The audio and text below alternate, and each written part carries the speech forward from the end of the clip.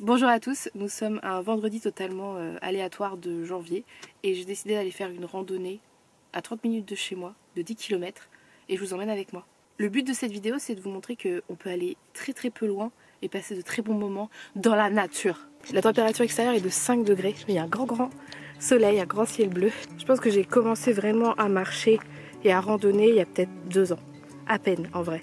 J'avais déjà fait des longues marches et même en ville et tout ça, mais vraiment avec l'intention d'aller randonner. Je pensais pas que c'était un plaisir et je pensais pas que je pouvais aimer ça. Et donc j'ai commencé à partir comme ça, en randonnée, toute seule. Au début, je me souviens, et je pense qu'on peut le voir dans quelques vidéos, mais je mettais toujours des écouteurs.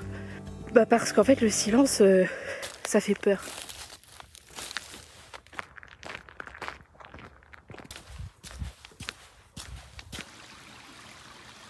On est vraiment dans un monde où on n'aime pas le silence. On n'a pas l'habitude du silence, on met toujours un peu de musique, ou on parle à des gens, on appelle des gens, on écoute des vidéos. Un jour je les ai enlevés les écouteurs et j'ai écouté ce qu'il y avait autour de moi et ça m'a apaisé instantanément. C'est ça dont on a besoin des fois, c'est juste d'enlever ses écouteurs, d'enlever le quotidien. Je sais, je découvre rien du tout. C'est pas du tout un concept novateur, bravo Charlotte. Merci pour cette découverte, la nature ça a fait du bien. Ah, attendez, il y a un passage groupe. Oh, c'est du ou. Aou, aou, aou, aou. Oui. Moi, j'en avais pas conscience en fait. Je voyais les gens faire et puis je pensais qu'il fallait avoir une certaine condition physique pour aller faire de la randonnée. C'est pas une course. Donc on peut y aller à son rythme. Si la randonnée fait 3 heures et qu'on l'a fait en 4h30, mais c'est pas grave, on l'a fait. C'est juste de profiter de l'instant. C'est ce qu'on appelle de la pleine conscience. Et la pleine conscience, c'est ça, c'est de faire une activité où on prend conscience de son environnement, on prend conscience de ce qui se passe et du moment présent. Et ça les gars, le moment présent, on l'oublie beaucoup. Donc, la rando, ça m'aide à me reconnecter à ça, à l'instant présent. Voilà, j'ai pas inventé l'eau chaude, clairement. Maintenant, en fait, dans chaque randonnée que je fais, j'emmène mon carnet et j'écris toutes mes pensées. En fait, ce que je suis en train de vous dire là. Pour moi c'est waouh, c'est libérateur de plein de pensées la rando. Il s'est passé plein de choses dans ma tête, notamment cet été quand je faisais des randos. C'est par là, excusez-moi. Toujours avoir un plan quand on part en randonnée. Moi j'utilise l'application Decathlon Outdoor et en fait je télécharge les plans, comme ça j'ai pas besoin d'internet et il me repère juste en géolocalisation. Et ça consomme peu de batterie comme ça. Aïe, il y a du ou aïe, il y a du ou partout. Et là, ça fait déjà une demi-heure qu'on marche. Et n'oubliez pas, quand vous rentrez dans une forêt, de la saluer. D'accord? Vous êtes chez elle. Alors moi, la forêt, c'est un de mes trucs préférés, vraiment. J'adore la forêt. J'adore l'odeur, j'adore les animaux, j'adore les arbres. Pas les chasseurs, non. J'ai envie de faire pipi. Est-ce que vraiment je viens de faire pipi avec vous? Probablement. Vous savez comment on m'appelle? Parce que je tire les cartes et j'adore la forêt. Je vous laisse deviner. Attention, vous avez 2 secondes. On m'appelle Josiane Pichet.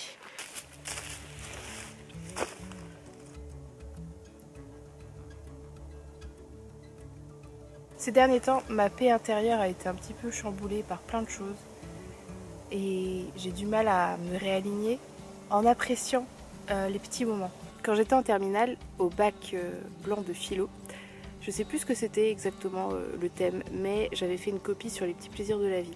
C'est ça, c'est marcher, c'est profiter, c'est profiter d'un rayon de soleil, c'est apprécier des moments très doux, un chocolat chaud, une odeur, enfin voilà, des choses très simples. La prof qui nous avait corrigé, elle n'avait pas du tout apprécié cette copie. Et elle m'avait fait plein de petits dessins, des petites fleurs, des trucs comme ça dessus. Et elle m'avait écrit ne fais pas sur ta copie ce que tu fais aux toilettes. Je comprenais pas en fait. Pour moi, les petits plaisirs de la vie, ça fait partie des saveurs de la vie. C'est pour ça qu'on est en vie. Waouh. Et j'ai trouvé ça hyper dur sur ma copie de mettre ça alors que j'avais parlé de choses très simples. Et visiblement, en fait, elle pensait que je m'étais foutue d'elle parce que c'était très bien écrit et elle pensait que je me moquais d'elle, quoi. Alors que non, j'écrivais sincèrement ce que je pensais sur la vie. J'ai mal aux pattes, les gars. Ah. Vous le croyez si je vous dis que j'ai un peu chaud? C'est un lac. Oula, ça s'en fout. Oh là là, il y a déjà de l'eau là. Bordel, non mais regardez-moi ça. Je vais essayer de passer là, quoi. Oh merde, je suis dégoûtée. Vraiment, je me suis enfoncée jusque là. Ma chaussure, elle est trempée. J'essaie de la faire sécher 2 secondes, mais bon. La plus grosse galère qui m'est arrivée en rando, c'était la rando la plus difficile de ma vie. C'était un dénivelé, comment ils appellent ça? Le kilomètre vertical. donc un dénivelé de 1000. Et bref, je galérais vraiment, ça a été la plus difficile. Ma carte a fait n'importe quoi et m'a emmenée dans un chemin qui n'était pas du tout le bon chemin. Je suis passée à travers des bruyères, donc je savais pas où je mettais les pieds, j'aurais pu tomber dans un trou. C'est très peu raisonnable. C'est même débile, hein, franchement faut le dire. Et maintenant je fais très attention aux balises en fait. Tout simplement, il faut suivre les balises, c'est aussi simple que ça. Franchement, cette rando là, c'était à la fois la plus incroyable parce que j'étais seule avec des vautours incroyables. J'en ai chié comme jamais j'en ai chié. C'est pas la plus belle rando, c'était la plus difficile, la plus challengeante, et pour ça, c'est la plus belle rando, vous voyez. J'ai réussi à faire ça quoi, donc c'est ça qui m'a rendue hyper fière.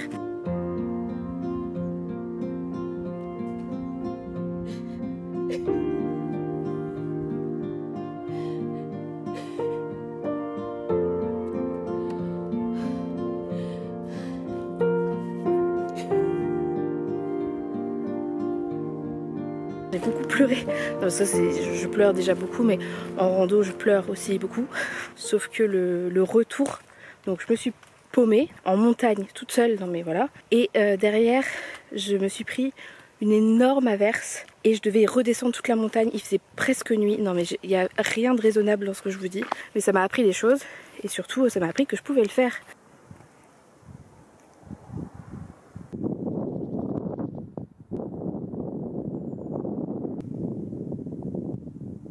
En octobre 2023, j'ai loué une toute petite maison sur l'île de Groix. Je suis partie 4 jours et j'avais juste un vélo pour me déplacer. Et ça a été, je pense, le séjour le plus ressourçant de toute ma vie. Je suis donc en train d'écouter de la musique comme vous pouvez l'entendre. Et je bois un deuxième chai latte parce que j'aime tellement ça. En fait, ça m'a vachement aidé de partir un petit peu toute seule. Et c'était quelque chose que j'avais jamais fait de toute ma vie. Je me souviens que je pleurais beaucoup, j'étais très mal. Et à la fois très bien, c'est très étrange. Je pense que comme je vous parlais des petits plaisirs de la vie, j'avais réellement besoin de retrouver ça. Et à chaque fois que ça va pas dans ma vie, ou que je me sens triste, mal, tout ce que vous voulez, justement je m'en vais. Là c'est juste une rando, parce que il fait pas très chaud et que je peux pas partir avec mon van. Mais mon van c'est aussi pour ça, c'est pour partir simplement et sans rendre de compte à personne. C'est pas de la fuite, c'est de la... je me ressource quoi. Je vais continuer hein, parce qu'il me reste... Il me reste combien de temps? Il me reste 4 km.